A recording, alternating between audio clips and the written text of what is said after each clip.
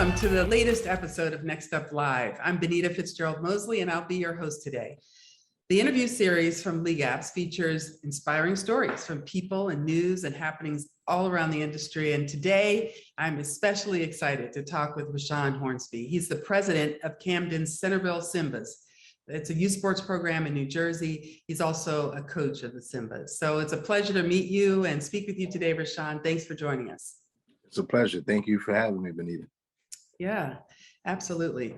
We were just talking about the fact that you've got your hands in some of everything, and you're a successful business leader, you're an entrepreneur, a community advocate, you're a coach, you're a family man.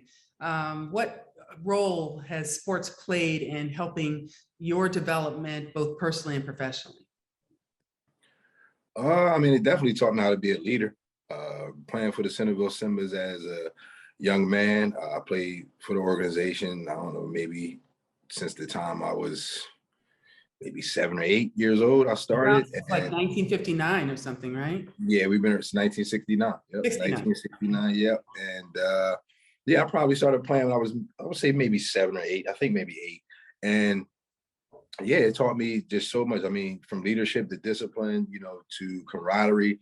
The Simbas, when I was a child and even still now, and it's pretty much a family. Outside of being a football organization, a sports organization, it's always been a family unit. So even for myself, having a family at home, a lot of children that may not have had that family unit at home per se, had that big brother, father, uncle relationship with the coaches there. The women there played that mother role. So the Simbas taught you a lot. I mean, it's still giving to me to this day as a man right now. From the time I was a child, even to this day as being the president, I still get so much back. As much as I try to give, there's still so much I feel that I owe to the organization just for how much, they've poured into me, and still, they still do.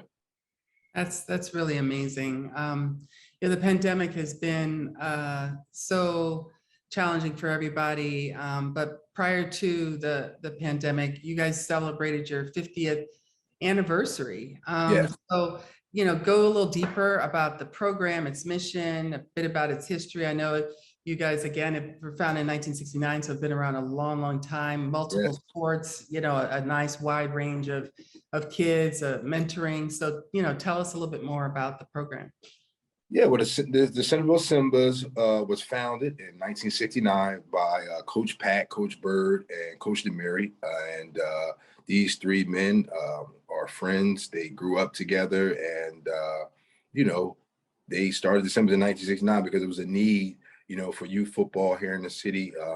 And at that time, I don't believe, a lot of African-Americans were pretty much going to suburban communities to play sports, and, they probably weren't even allowed. So, these men, seeing that there was a need and a void in our community, started this program. And now we're, 52 years later here, and the Simbas have grown. They started off just football, then they grew into cheerleading. And then, once I became president, I think it's probably maybe 43 years, 44 years until we had a different sport. I think the first sport I added outside of football we did was basketball, I believe. And that went very well. And now we have, multiple sports, but the organization was started, like I said, earlier, just to help kids stay off the streets, to give kids a place to go, a safe haven, where young Black men can go play a sport, learn from other men that have played the sport. Just like, Coach Bird, he played multiple sports in college. I mean, I think he may even be in the Hall of Fame for the school he went to. I mean, these three men are like phenomenal. I even found out, at one event that Coach Bird flew helicopters or airplanes when he was in the military and things. So, I mean, these guys, Coach DeMary was college roommates with Bill Cosby, so these men have such a rich history, and a strong history of being Black men. And they poured that into us as young Black men. They made you feel proud to be a Black man, to be from the city of Camden, and to hold your head high, to, learn what camaraderie was, Camden being split up into, different sections. That's, playing for the Centerville Simbas, it kind of, made those lines disappear, where it made it pretty much like a group thing, where if you were a Simba, that was the last thing that your coach wanted to hear, is that you had a confrontation with another Simba, because it was just like, it was forbidden. It's like, this is your brother, this is your sister, so, and that's how we grew up. And even still to this day, my friends, that I played with, we still, have great relationships. These men that I grew up, they're great fathers, they give back, their children, are active in the community and things like that. So the Simbas, I mean, they've, coached thousands of kids. And I think their mission was just really to give back and give kids a safe option. And it just, it transformed and grew into something great. They didn't have funding. They didn't have sponsors. These men would pay for everything out of their pockets. They would transport kids in their cars. So it was a real grassroots effort, a real tie your bootstraps up, and just really grind it out and give back. And, just, for somebody like Coach Patrick Freeman, Coach Pat, which calls me twin, me and my brother, we look really alike, but we're not twins. He always, since I've been little, he's always called us twins. And, I can say, Coach Pat, we're not a twin. He's like, hey, twin. So it's to the point now where you don't even correct Coach Pat, it's just like, but to see, his son Marcus come through the program. Marcus is a little older than me, but Coach Pat, to start the program, his son come through the program, then his grandson came through the program. And his grandson was actually one of the children on the team that we took to Florida. We went to Florida a few years back. We actually got a chance to compete in the Pop Warner National Championships down in Orlando, Florida, where we took 23 kids. And it was awesome. We flew 23 kids down to Orlando, Florida. They got to play in December under palm trees. They got to go to Disney World for free. They just had a ball for about a week. And Coach Pat's grandson was actually on that team that we took to Florida, so he still talks about that today, Coach Pat and his grandson, so, just to see how happy they are to see something they started 52 years ago, still in existence, still thriving, getting stronger year by year. It just gives me the, it's a pleasure to have the torch passed to me and be entrusted with such a huge responsibility. It means a lot. So Rashaan, what I want to do is just ask you to go a little bit deeper about the mentoring relationship between the coaches and the kids. There's this type of organization. I was CEO of Laureus Sport for Good Foundation for several years prior to coming to League Apps a year ago. And, we use sport as a tool for social change and support sports-based youth development organizations that provide kids with the opportunity, usually free or reduced cost, to participate in sport, but they also, alongside that, do some youth development initiatives. It could be mentoring, it could be education, it could be employment, it could be, helping families with immigration issues, whatever it is. They're developing the whole child. Exactly. On the playing field and off. And sounds like to me, that's what the Simbas are. They are kind of, in many ways, it sounds like to me, we're at the forefront of this movement of bringing together sport and youth development. So tell me a little bit more about the youth development mentoring side. Yeah, I mean, it goes so deep to the fact where, I mean, we have relationships with pretty much all the schools, so where it's a point where, the teachers, they know that they can call myself, other coaches. We go to the schools. I mean, if a child is acting up or having a problem in school, we're very active in that regard. We allow our parents to give us calls, if our kids are doing well, and not just when they're doing well. We celebrate our kids when they're doing, exceptional. So, I just had a young kid I seen on Facebook the other day, Keyshawn Watkins, caught an interception in high school. And I'm just watching him, remember when he was a kid, and it's just like having those relationships with the kid, even myself, just say, like Coach Orlando Pettigrew, the man that pretty much pioneered our tennis program. He still coaches. I mean, he coached me, my son, which is now 22 years old, and he coached my youngest son, which is 9 years old, and he's still coaching. His son, Demiri, his only child, has since long been done with football, and he's still out there coaching. Just his commitment, the commitment that these men have transferred into myself. So it's like when you see men pouring into kids off the field. I mean, Coach Orlando, everything from taking kids on college trips, book bag giveaways. I mean, we even had a feeding program this year because we know kids don't eat. So after basketball, I've been just, pushing for years to our sponsors, to people that we work with, community partners, to say, hey, listen, is there any way I can get food? How can I get food? So working with the Cooper Health and Athletic Association with Al Dyer, they were able to partner with Aramark, and we were able to provide meals for the kids every night after basketball practice. And something as small as that goes a long way, because a lot of our kids deal with hunger in the city, right? So how do you expect the kid to excel in school, perform well on the field, and they're hungry? They haven't eaten, haven't had a meal in the past day or two. Their siblings are hungry. So, you have kids that, hey, coach, can I take an extra one home, for my brother and sister? Absolutely. Whether it's a fact of just giving a kid a ride home from practice. You know how many of my coaches pick kids up every day for practice, drop kids off for, from practice, buy kids spikes, whatever it may be. It doesn't matter. I mean, we had a kid that had to go to her prom. One of our coaches and his wife whole prom outfit for that kid. So it goes deeper than just coaching. It's like coaches one title. So you have, your uncle one day, you're a big brother, you're a father, you're a mother, our women. So it's, you wear all these different hats, to, pretty much accommodate whatever the situation requires, pretty much. And the men and women that I work with in this organization that I grew up with as a kid, just amazing individuals. Like I said, Coach Orlando is our senior advisor. He's the oldest coach that we have in the Simbas. And, just to see his commitment, like I said, still creating programs, I mean, he doesn't have to do that. I mean, he can be enjoying his retirement, he retired from the post office, but he's giving back. He's out there every day. He's energetic, and it keeps you young. I know that's for me. You're having a bad day, or, you feel that you go to the field, those kids bring your spirit up. I mean, they say some of the funniest things. I mean, they're so intelligent. A lot of times just in urban communities like Camden, the kids just need a shot. They just need an opportunity. And I feel that's what we do. We give kids the opportunity. Like when we took the kids to Florida, a lot of kids may have never had that opportunity, but they had a chance, and we were meeting teams that may have been more affluent than us or from better communities that had to drive there. We were able to raise the funds to fly. We flew 23 kids and 8 coaches, down to Orlando, Florida. We paid for everything, brand new helmets, brand new uniforms, socks, draws, everything. They didn't have to pay for anything. So we gave kids not just a chance to play football, but an opportunity, things that these kids are still talking about these are little things like it's exposure that can change your whole world. When you see that Camden, this one small 8 square mile community, is so much bigger. The world is bigger.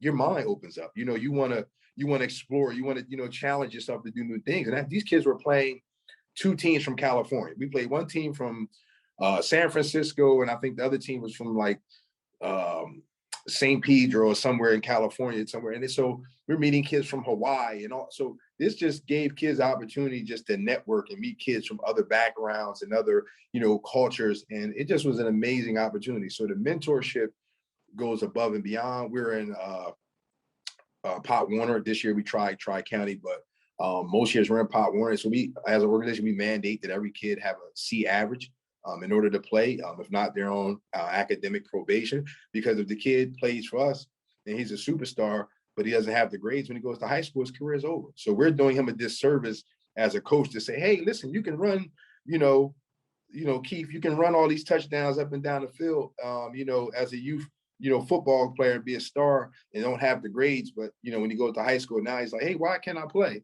Oh, because us as coaches, we didn't prepare you to say, hey, listen, that grades are first, academics are first. You have to have a C average in order to play. And it's not just about football. So, even now we're working to convert the inside of our field house to like an after school space. So we're looking to get like computers, so we can put computers in there so the kids can come there and do their homework. Parents, while they're at the field, if they want to, fill out applications for a job, create a resume, so we just want to provide resources, to kids. A friend of mine, Dave Morris, he has an organization Just for People, and every year they sponsor about almost 30 kids for our organization. Out of our $100 registration fee, they cover 3/4, $75 of that registration fee for almost about 30 kids every year. He's a former Simba, so just, having great partners, having people that played for the organization, coming back and wanting to help, it just goes a long way. And it shows, through, I feel like our history. We've been around a long time, and I don't think we're going anywhere. It's because we have people that care. The men that started this program and the men that came in to help, I mean, they just really poured into us. I mean, it's to the fact where it's almost, even in my own personal life, in business, it's almost like I feel I can't lose. I have that attitude where, because as a kid, we never lost. I mean, we were dominant to the point where, if we played a game and we won 40 something and we had let the team score a touchdown, we had to actually pay for that. Like, you let these kids score on you. So it was almost like perfection. They like required from us, and you didn't talk back. You weren't defiant. You wanted to please your coach. You wanted to go and complete your task that you were sent out to do. And it just transfers, I feel like, to now. I mean, we've had people that I played with go to the NFL. They're, not only myself, business owners, they're teachers, they're, political figures. I mean, so the Simbas has birthed an array of just amazing young men and women that are just like, great people here in society. Yeah, it sounds like caring adults are really the key. Yes. Oftentimes these kids are, unfortunately on their own. When we were growing up, they talked about latchkey kids. You come up to school and key under the rug or someplace else, and you're by yourself after school unless you have some after school activities. Now it's even worse. Yes. Sometimes there is no father in the home, or the mom is troubled, or she's working 3 jobs to keep the family afloat, or something like that. And so to have caring adults, to have caring male adults, particularly for many of these kids who don't have male father figures in their families. I mean, I tell you what, that's a huge service to these kids. And I'm wondering, what lessons you've taken away from being involved with the program so long that you are now developing new initiatives and programs, and in order to advance the program even further as president. Yeah, I mean, I always look for any resources that could help the program. I mean, whether it's like, we've partnered with, mentoring organizations that come in to help with, the kids' homework, whether it's partnering with Models, whether it's partnering with the city, partnering with Cooper Health. I just look for community partners that can bring resources to the organization, even just adding multiple sports, because every kid is not a football player. So, we started with basketball. It went great. I mean, the first year, I think we had almost 200 kids come out, which was awesome. I mean, the league that we were in, we probably had just as much kids as the entire league that we were in just for our team. We probably had maybe 12 teams that year, all the way from 5 years old up to 14 years old. So, just the fact that we added the sports, we added baseball, now we have the tennis, we partnered with Bishop Eustace this year to start a lacrosse program, so we're working right now to get turf so we can do soccer and lacrosse. We just partnered with Kip High School, to just to add more resources and things that they can offer to our program. So I'm always looking for people that can help the program grow, and especially, academically, whether it's, with, college coaches, because a lot of our kids aspire to go to college and play sports. So we try to make sure we have people come and talk to the kids at the field. Even at the basketball program, we had an organization come in the year right before COVID, and they spoke. We stopped practice and had these men come in and speak to the kids about different things. And that's what we do. Even myself, if the kids are acting up at practice, I'll stop practice. There's times I've stopped practice, and then for 20-30 minutes we're sitting there and we're talking and we're addressing an issue, because the sports is secondary. Your academics, your education, that's first and foremost. And, even with my organization, the Educational Everything Foundation, I started my nonprofit in response to the fact that a lot of urban communities only focus on sports and music, right? So, in partnering with my organization, we have opportunities to offer kids programs in music and entrepreneurship. I teach youth entrepreneurship in the schools. So, I teach kids about business, and even as the athletes, how to manage your money and different things like that. Because if the kid goes to the NFL, and say you're a kid and you grew up in a home where you were on public housing and public assistance and so forth and so on, and you land this multi-million-dollar contract, a lot of times that's overwhelming for a young kid coming from the urban community. So, we like to, expose kids to different things, even with our wrestling program, that we have. When we started to take kids outside of the community, I remember we went to Morristown, New Jersey one year, and we were coming down Route 38, and it was a lake there, and it was actually frozen. So the kids were on the lake actually playing hockey. And the kids were just so amazed that these kids were playing hockey on this lake. They were like, wow, oh my gosh. But it just, they never, and this is only 15 minutes, 20 minutes away from Camden, but it's major when you have kids that never leave their community. I mean, that never, and then a few blocks around their community, right? Yeah, that's what I was about to say. You take Camden, as small as it is, it's kids that don't leave out of their section of Camden, right? So it's kids from other parts of town that you may ask about a street in another part, and they won't know because they never leave that section of their community. So when you take a kid out of the community and you expose them to things and you bring that kid back, that's like me when I go on vacation, I go somewhere. It's like you're ready to go. That ignites something in kids. And it's about just explore. I mean, one year we, had an opportunity to take them to the Eagles training camp and things like that. So we always try to, bring in different opportunities, basketball games and things like that. We get tickets to the Sixers games and things like that. So, we just always try to make sure we give kids exposure because you never know what that'll do to a child. I mean, when because you want the kids to dream and have vision, you want them to have vision, so that's what's important for me is to give them vision and empowerment. I like to empower the kids and we like to work with the parents too. You have to hit it from a 2-generational approach where that's my philosophy. You got to break up the pattern, right? Yes, absolutely. By exposing both the kids. So the parent can help you advance the kid. Absolutely. Took a bunch of kids from Atlanta, Chicago, New York, and some were already in LA and in New Orleans. About 25 kids we brought into LA ahead of the ESPYs for our youth sports conference. And gosh, first time on a plane, first time out of their city, first time speaking in front of a crowd. We gave them all a speaking part at the conference, and several of them walked the runway at New York Fashion Week for a fashion show we did. Nice.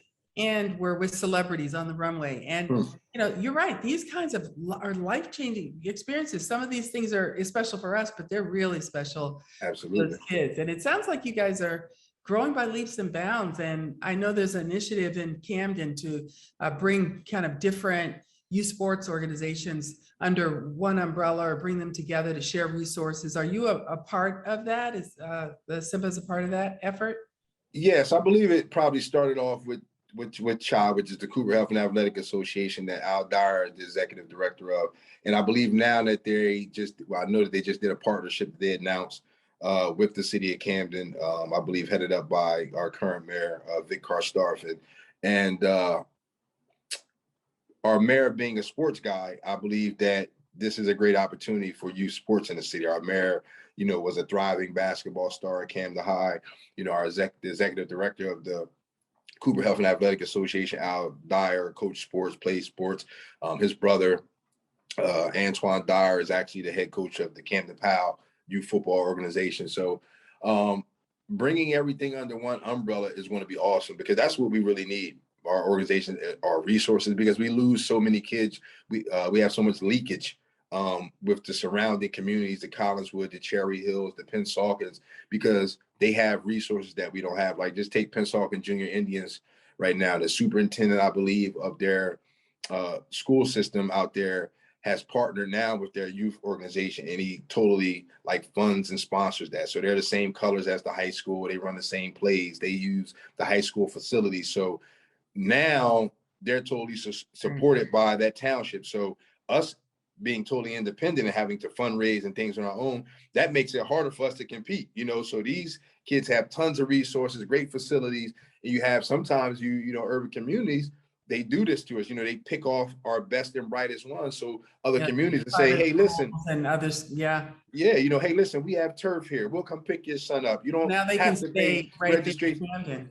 Yeah, so they're recruiting and picking off our kids. And it's like, we need to be able to compete. We need A1 facilities. We need to be able to afford uniforms. I mean, we charge $100 for registration fee, which is probably the cheapest in South Jersey by far. Our helmets cost $100, where the Pennsauken Junior Indians, they're charging $250 a child. We give family discounts. They don't give family discounts. They're sponsored and have funding. We have to pay to line our football field. Their township does it for them. So we have less funding, less resources, and we still have to compete at a high level in order to keep kids, because youth football now, I'm pretty sure a lot of coaches can attest to this, is pretty much as big now as professional. Kids get recruited. They care about the uniform. They care about the facilities. It's not even about development anymore. Youth sports is now turned into a major business. It's about, the fee. The fees are astronomical. Some organizations charge $280 and a parent still has to buy a helmet and shoulder pads. And what if that parent has 3 children? Right. How can an The way average they can parent afford it. can Yeah. afford $900 for their kids to play football? They No, haven't even bought cleats yet. You're right. So sports now has become a business, and it's getting to the point where if your kid is not talented, if the parents can't afford it, your child is just going to fall behind. Versus so organizations like true. us, we don't turn any kid away for lack of payment. We have, most of the, I would say out of 100% of kids every year, we might have 25, 30% max that pay full registration. The rest, I would say maybe another 5 to 10% may put something down. We average anywhere from, I would say 50 to 65% of kids that play for free every year. That's awesome. This is every year. And this has been since I was a child. I've kept this tradition alive since I've been president. The Centerville Simbas absolutely turns no children down for lack of payment. That's never been an issue with us is a payment. So that's the last thing that we're worried about is your child paying registration fee.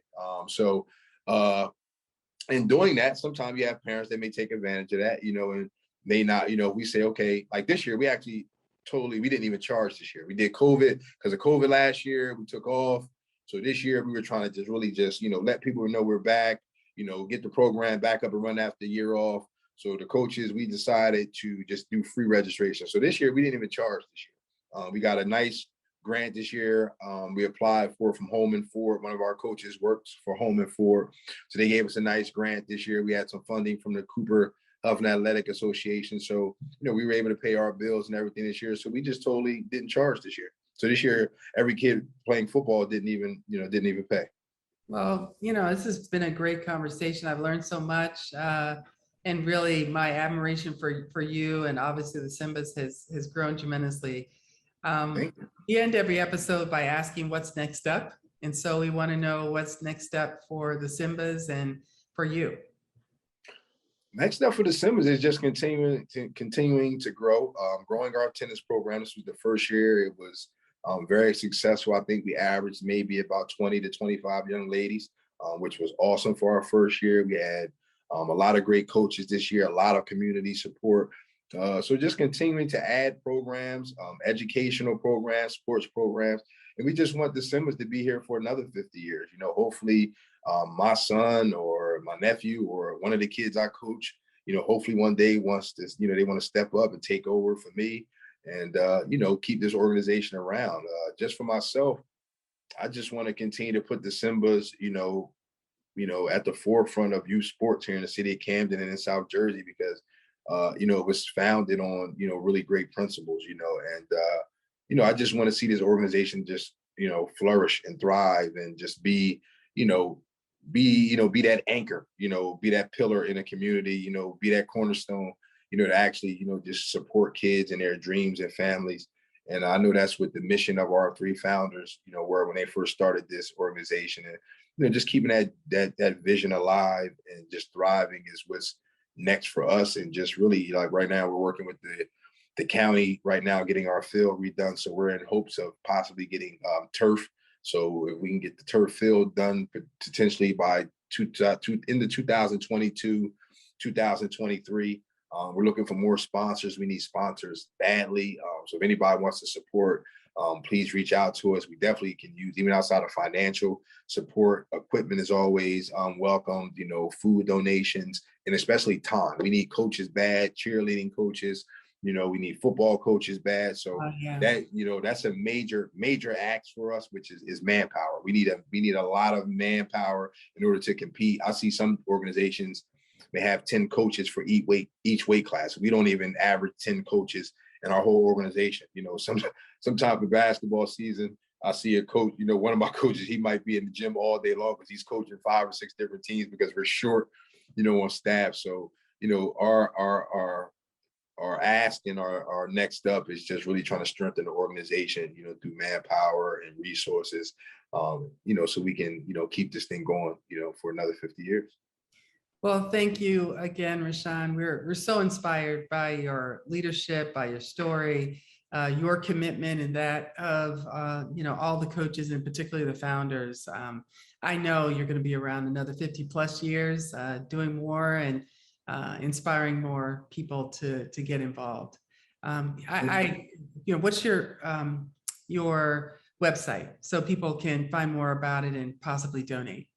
You can check us out, centervillesimbas.org, or on Facebook. We're actually having the website designed now. So if you want to donate, you can reach out to us on Facebook under Centerville Simbas. You can give me a call, 856-246-9700. Shoot us an email, rhornsby@educationofereverything.org. And we're located at 8th and Carmela Boulevard. If you want to come stop by, our facility is actually called the Robert Johnson Park, right in Camden, New Jersey. So we're not hard to find. Definitely you can look us up right on Facebook. Yeah. Thank you. Thanks again, Rashaan, for joining us. Thank you.